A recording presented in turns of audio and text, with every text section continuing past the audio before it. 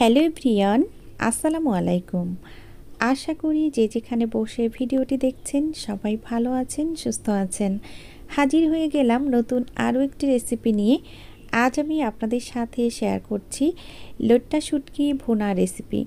আর আজকের রেসিপিতে থাকছে অনেকগুলা টিপস, কিভাবে লট্টা শুটকি পরিষ্কার করবেন, গন্ধ দূর করবেন এবং জীবাণুমুক্ত করবেন, সব কিছুই থাকছে আজকের রেসিপিতে। আমার মনে হয় আজকের রেসিপিটা যদি নতুনরা দেখে প্রথমবারেই পারফেক্ট লট্টা শুটকি ভুনা তৈরি করতে পারবেন। তাহলে চলুন কথা না বাড়িয়ে মূল রেসিপিতে চলে যাই। প্রথমেই চলে আসলাম মাছটাকে পরিষ্কার করার জন্য। তো এখানে আমি কিছু লট্টা শুটকি মাছ নিয়ে নিয়েছি। এখন হচ্ছে যে সাইডে লেজগুলো আছে, মাথা আর আশপাশে যে ময়লাগুলো আছে এইগুলা হচ্ছে আমি একটা বটি দিয়ে ভালো করে কেটে ফেলে দিব। তারপর হচ্ছে এই মাছটাকে আমি দুই ভাগ করে নিব। তো আমি পরিষ্কার করে নিয়ে এসেছি, একটা মাছকে দুই ভাগ করে নিয়েছি যাতে করে আমার ভাজি করতে সুবিধা হয়। এখন আমি একটা প্যানের মধ্যে দিয়ে দিলাম আর চুলার আঁচটা মিডিয়ামে রেখে আমি কিছু সময় এইভাবে একটু খোলার উপরে ভেজে নিব। এতে করে যেটা হবে, মাছের গায়ে যে বালু আছে সেই বালুটা আলগা হয়ে যাবে আর পরিষ্কার করতে অনেক সুবিধা হবে। এই পর্যায়ে কিন্তু আমার ভালোভাবে ভাজা হয়ে গিয়েছে, দেখতে পাচ্ছেন। এখন হচ্ছে আমি এর মধ্যে পানি দিয়ে দিচ্ছি আর পানি দিয়ে এখন হচ্ছে আমি চুলাটা অফ করে দিব। এই 30 সেকেন্ড জাল হওয়ার পর আমি চুলাটা অফ করে দিয়ে এই চুলার উপরে আমি প্যানটা ধরে রেখে দিব।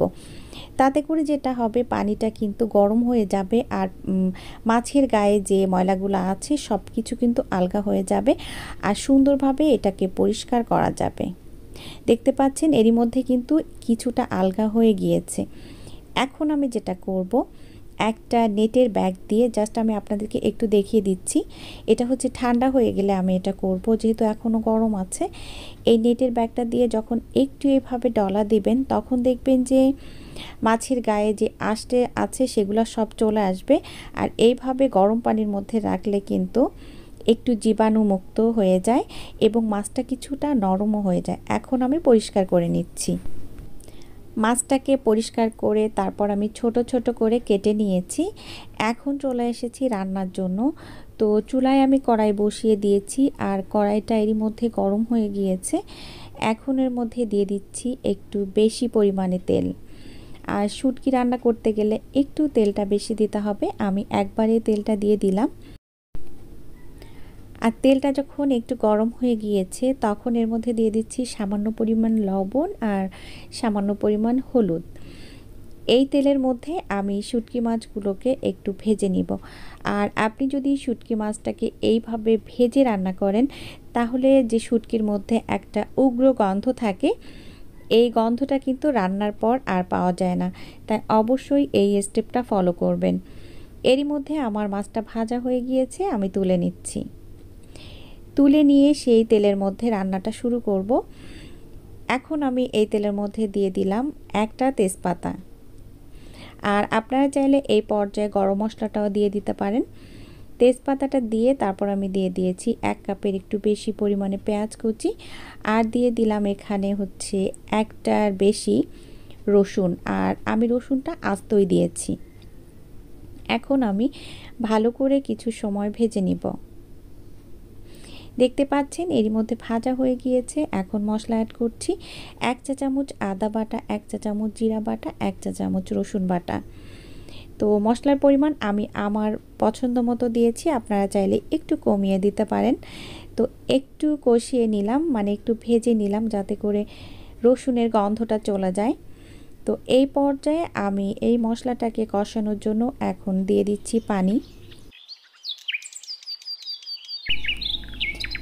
আর পানি দিয়ে দিয়ে এই মশলাটাকে 2 থেকে 3 বার ভালো করে কষিয়ে নিতে হবে। এখন আমি প্রথমবার কষানোর জন্য পানি দিয়ে দিয়েছি আর দিয়ে একটু নাড়াচাড়া করে মিশিয়ে দিলাম। এই পর্যায়ে দিয়ে দিলাম স্বাদমতো লবণ।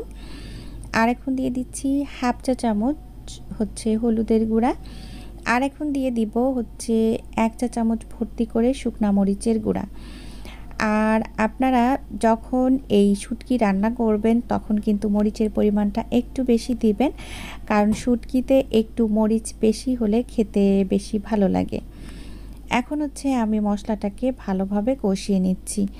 কষানো যখন হয়ে গিয়েছে তখন আমি আরও একটু পানি দিয়ে দিচ্ছি আবারও মশলাটাকে ভালোভাবে কষানোর জন্য।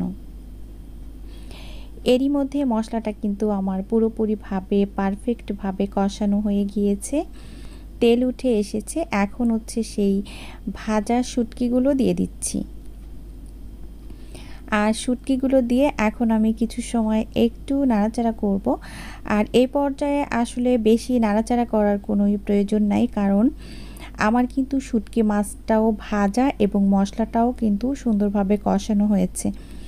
তো এখন হচ্ছে আমি এখানে পানি দিয়ে দিচ্ছি মাছটাকে সিদ্ধ করার জন্য। তো এই যে দেখুন, মানে অনেক সুন্দরভাবে কষানো হয়েছে। এখন পানি দিয়ে দিচ্ছি, আর এই পর্যায়ে আমি 1 কাপ পরিমাণ পানি দিচ্ছি, যেহেতু আজকে আমি 1 কাপ পরিমাণ হচ্ছে মাছ রান্না করছি ওই জন্য।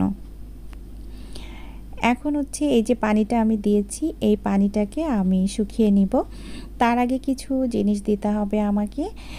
যখন বলক উঠে গিয়েছে সেই পর্যায়ে আমি হচ্ছে এখানে দিয়ে দিচ্ছি কাঁচামরিচ। আর অবশ্যই দেওয়ার চেষ্টা করবেন কাঁচামরিচটা এই শুটকি মাছের মধ্যে। কাঁচামরিচের ফ্লেভার কিন্তু খুব সুন্দর আসে। আমি একটু ফেড়ে দিয়েছি যাতে করে ঝালটাও একটু বের হতে পারে। তো দেখতে পাচ্ছেন এরই মধ্যে কিন্তু আমার মাছটা অলমোস্ট রান্না হয়ে গিয়েছে, তেল বের হয়ে এসেছে। আরেকটা কথা, আমি একটা জিনিস দিয়েছি বাট বলতে ভুলে গিয়েছি, আমি কিন্তু একটু গরম মশলা দিয়েছি মাছের মধ্যে। লাস্ট পর্যায়ে একটু ভাজা জিরার গুঁড়া দিয়ে দিলাম। এখন একটু নাড়াচাড়া করে পরিবেশনের পালা। আশা করছি আজকের রেসিপি আপনাদের কাছে ভালো লেগেছে। এতক্ষণ যারা আমার সাথে ছিলেন সবাইকে অসংখ্য অসংখ্য ধন্যবাদ। সবাই ভালো থাকবেন, আমার জন্য দোয়া করবেন। আগামী রেসিপি দেখার আমন্ত্রণ জানিয়ে বিদায় নিচ্ছি। আল্লাহ হাফেজ। আসসালামু আলাইকুম।